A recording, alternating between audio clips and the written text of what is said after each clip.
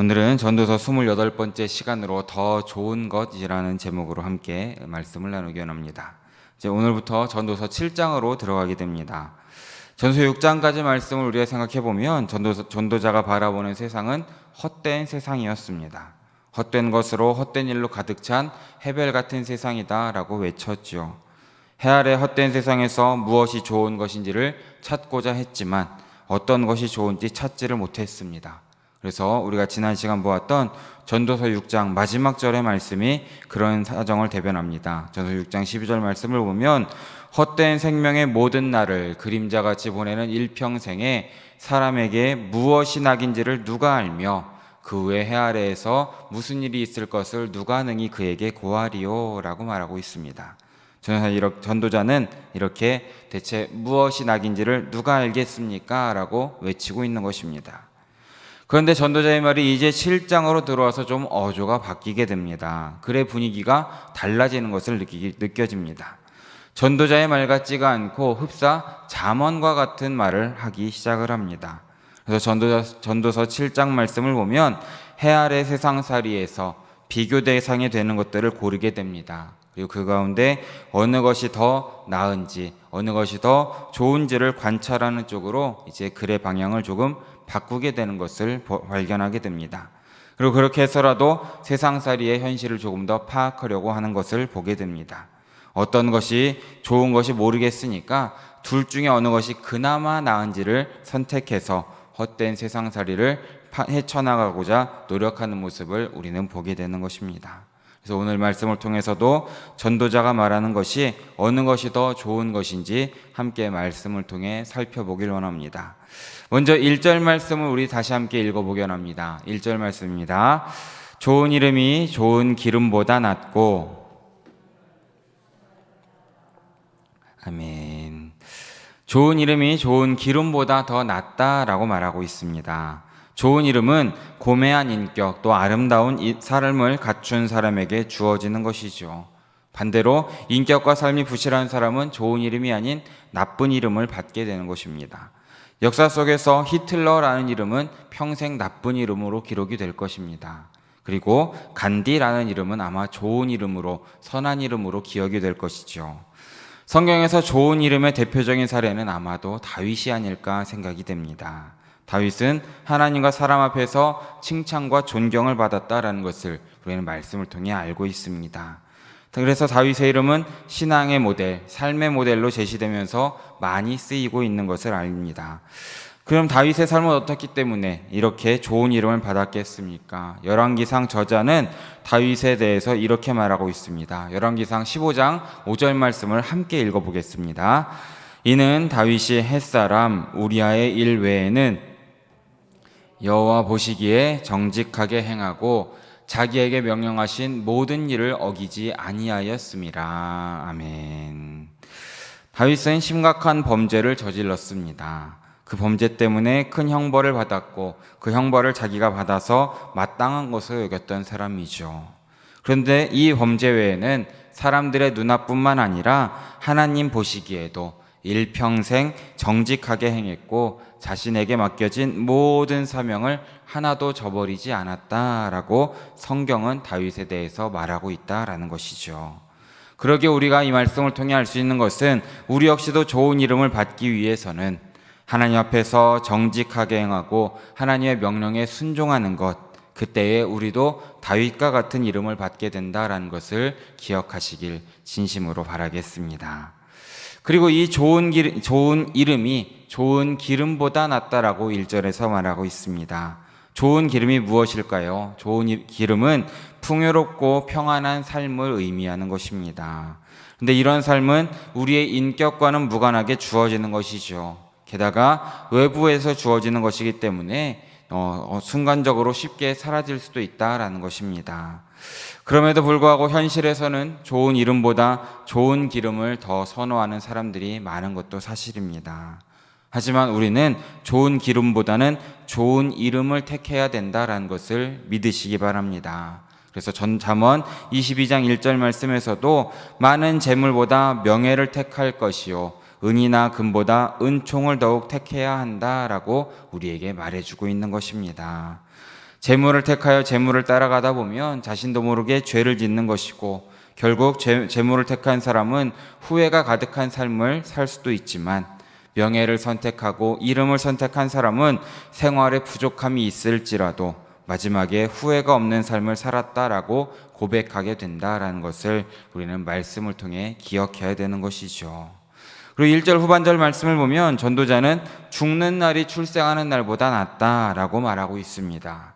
이것은 좀 일반적인 관점과는 너무도 반대적인 말씀입니다. 하지만 시편 51편 5절 말씀을 보면 이런 말씀이 있죠.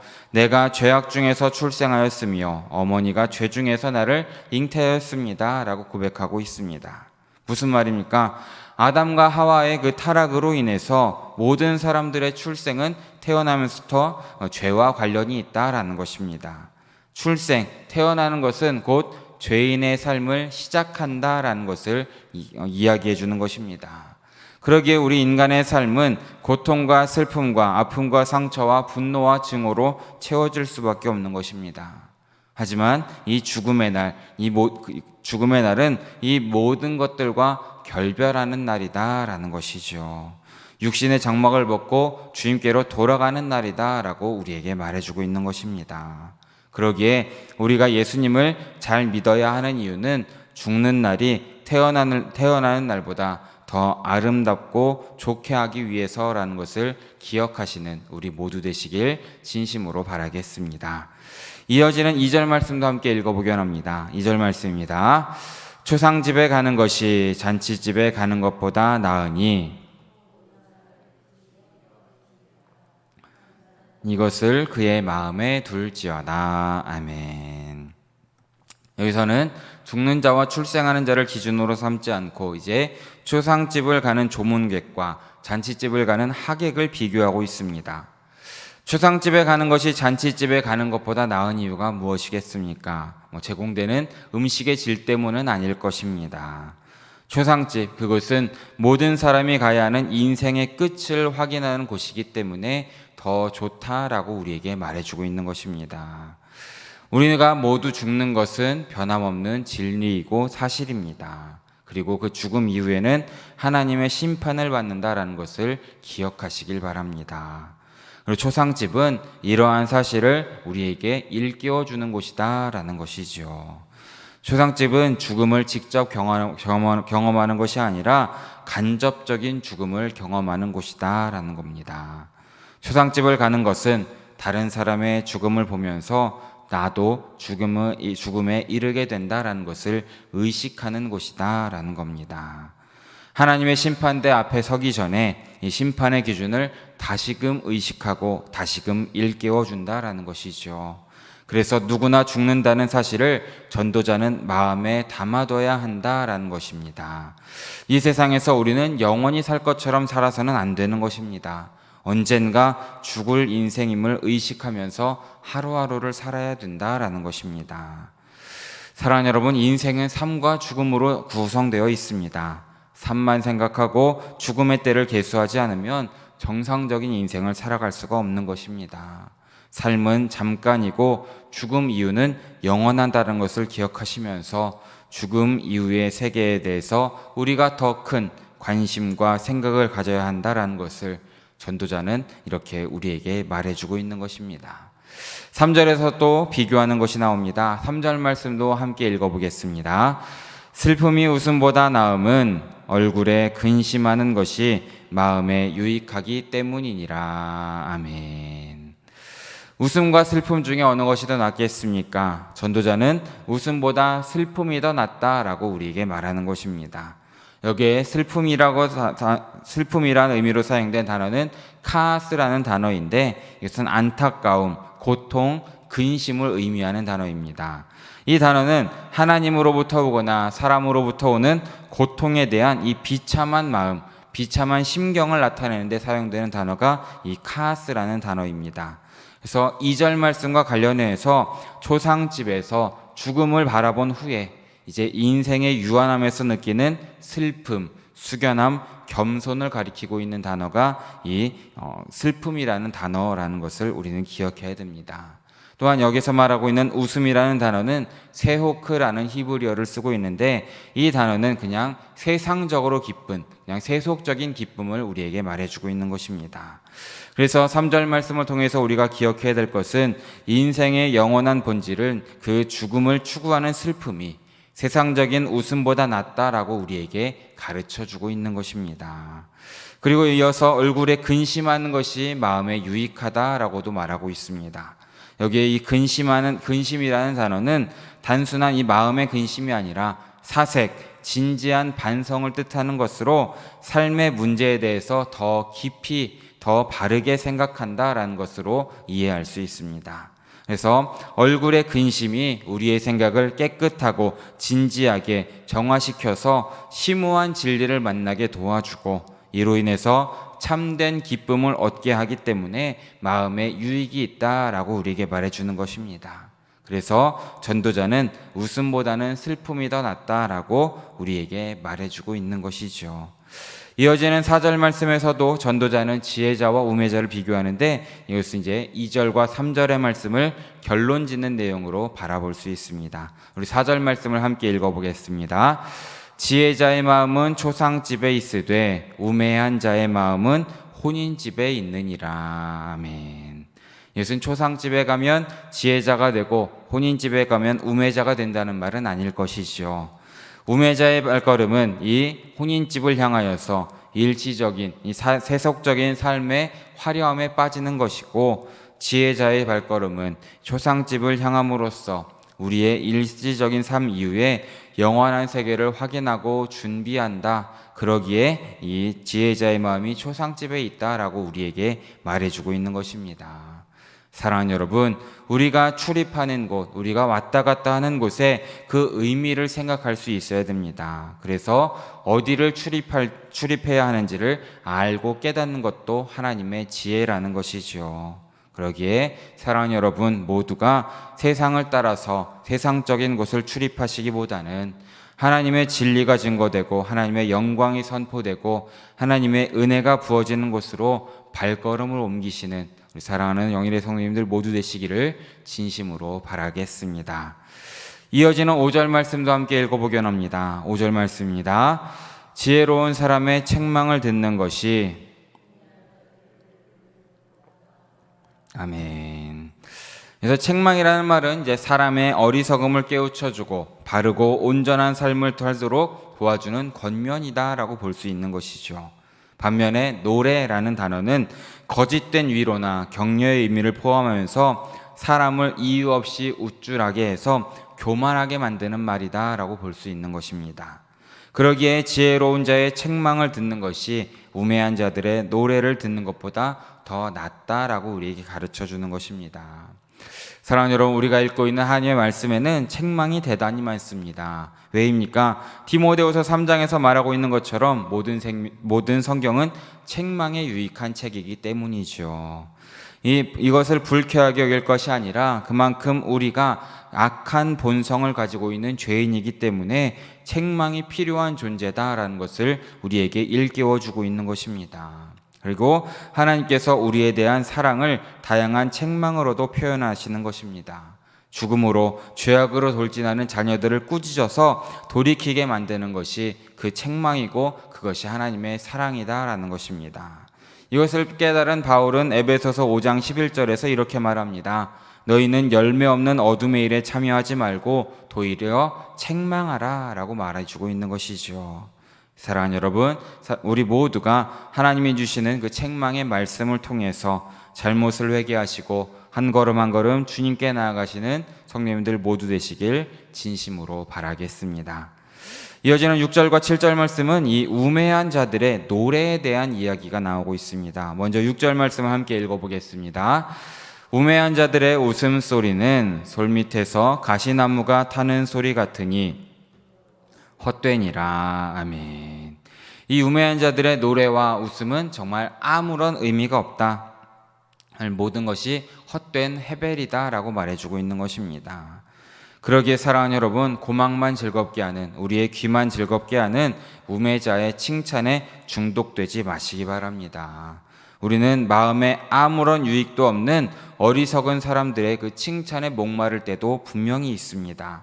하지만 그 어리석은 칭찬에 덫에 걸리면 진리를 분별하지 못하게 된다라는 것을 우리는 늘 마음에 새기시고 이 우매한 자들의 웃음소리를 경계하시기를 진심으로 바라겠습니다.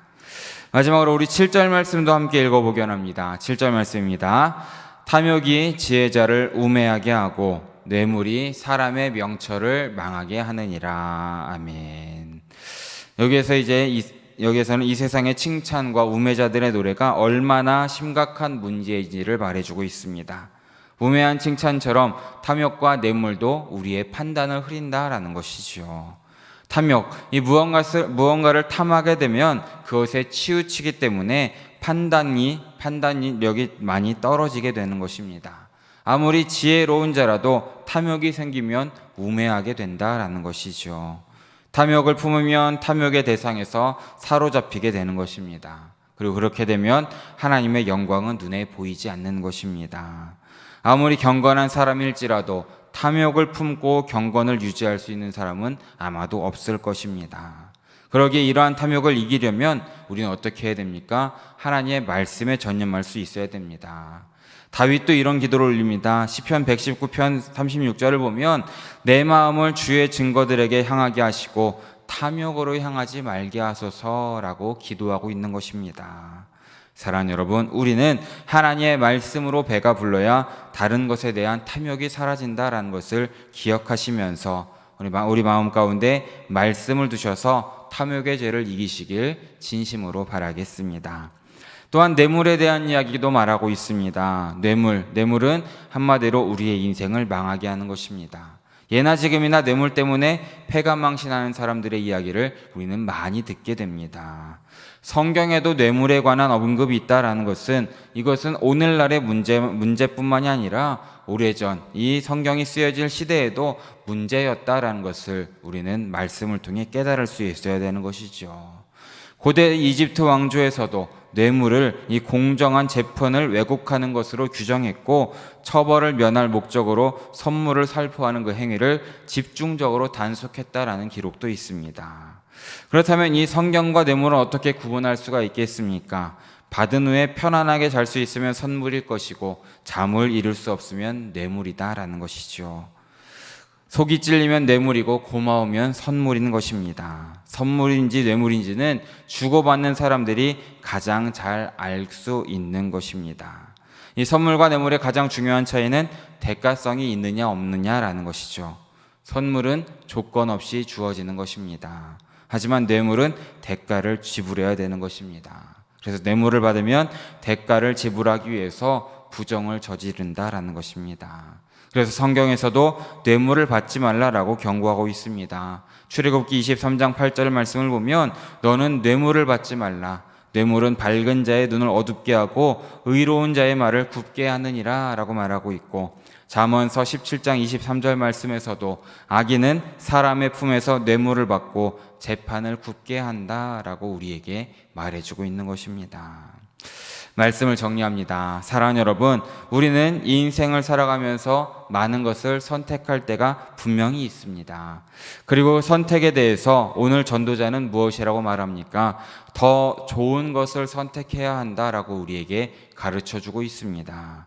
더 좋은 것이 어떤 것입니까? 우리의 짧은 삶보다는 우리의 죽음을 더 깊이 의식해야 한다라고 말해주고 있습니다. 잔치집보다는 초상집에 우리의 마음을 더 두어야 한다라는 것이죠. 무익한 웃음보다는 유익한 슬픔을 바라볼 수 있어야 한다라는 것입니다. 우매한 자들의 달콤한 노래보다는 지혜자의 책망을 듣는 것을 더 소원해야 하는 것입니다. 또한 탐욕과 뇌물을 피하시길 진심으로 바랍니다.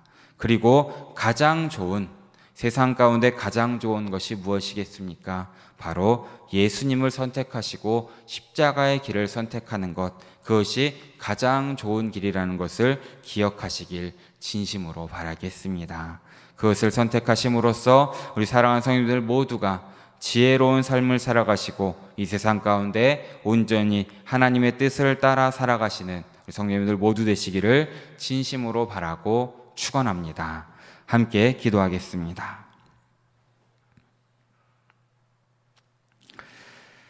사랑해 주님 너무나 감사드립니다. 오늘 새벽에도 잊지 않고 나와서 또한 각자의 자리에서 이렇게 주님께 예배하고 말씀을 들을 수 있게 해주심에 너무나 감사드립니다. 주님, 오늘도 전도서 말씀을 통해서 우리에게 깨달음을 주심에 다시 한번 감사드립니다. 우리가 세상을 살면서 내가 좋은 것, 눈에 좋은 것을 따라 사는 삶이 아니라 영원한 하나님의 나라, 주님의 십자가를 바라보면서 해를 다스리시는, 세상을 다스리시는 하나님을 사모하는 삶이 될 수 있도록 주여 붙잡아 주시고 인도하여 주시옵소서. 그렇게 우리가 더 좋은 것을 선택하고 주님과 동행함으로 주님 마음에 합한 우리 영일의 성도들 모두 될 수 있도록 주님께서 함께하여 주시옵소서. 모든 말씀 우리의 모든 것 되시는 예수 그리스도의 이름으로 기도드립니다. 아멘.